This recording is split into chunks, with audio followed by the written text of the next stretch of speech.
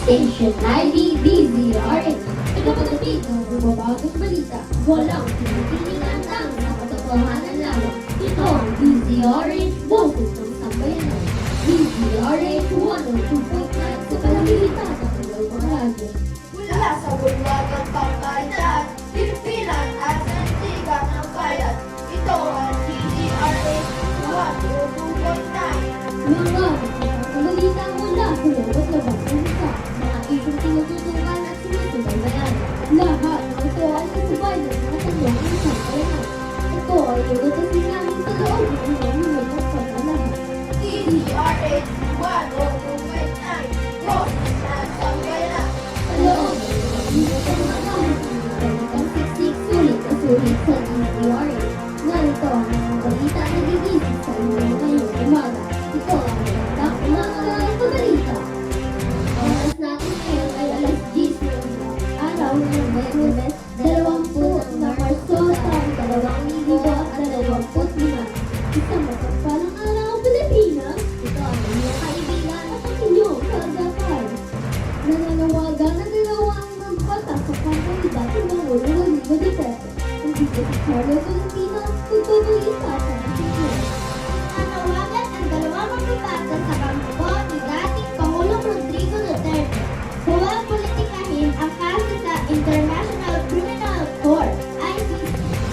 Ito ay matapos igigit ng abogadong Pangulong Duterte si Attorney Salvador Medialta na extrajudicial rendition o kidnapping ay naging pag-aresto sa dating Pangulo. Ayon kay House Assistant Majority Leader Jude Asidre na dapat patunayan na inosente si Duterte sa korte imbes na gawing politikal ang proseso. Nakatakda ang confirmation ng Senate hearing ni dating Pangulo Duterte sa September 23, 2025.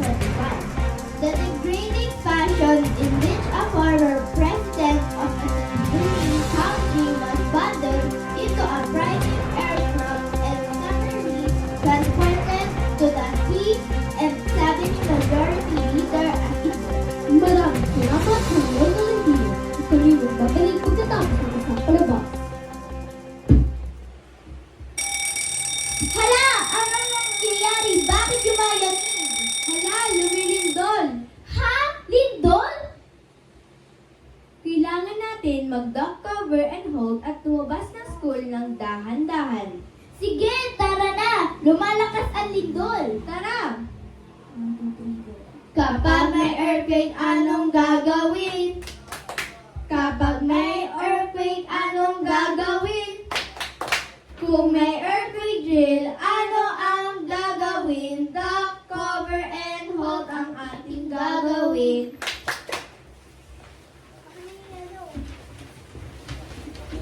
At kami nagbalikan maghahatid muli ng isang balita para sa inyo. Dito si Kylie Ramirez maghahatid ng katotohanan.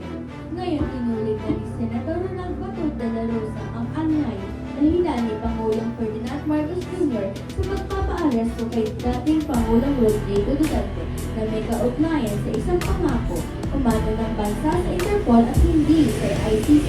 Sa kabila nito, nananawagan si de la Rosa sa mga Duterte supporters na manatiling kalmado at huwag gumawa ng karahasan. Hindi dapat bigyan ng dahilan ang pamahalaan para magdeklara ng martial. Ako po nakikiusap sa inyo na kahit kayo galit na, kahit kayo nanggigigil ng gusto diyan dahil sa injustisya na ginagawa nila, ako pa rin nakikiusap sa inyo. Sana kalma lang tayo dahil gumawa ng dahas.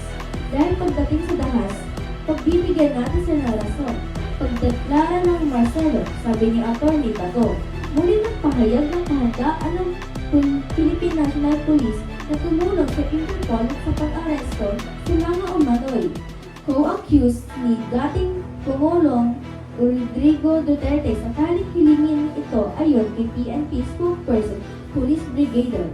Maraming salamat Kylie at maraming salamat sa aking mga grupo. Syla Rebolanan, Charlotte Tolentino, Jomar Compasyon, Gibran Soriorano, at syempre kay Sian Lee Cabalza. Maraming salamat sa inyong lahat sa pakikinig sa DZRH 102.9 sa pagbabalik ng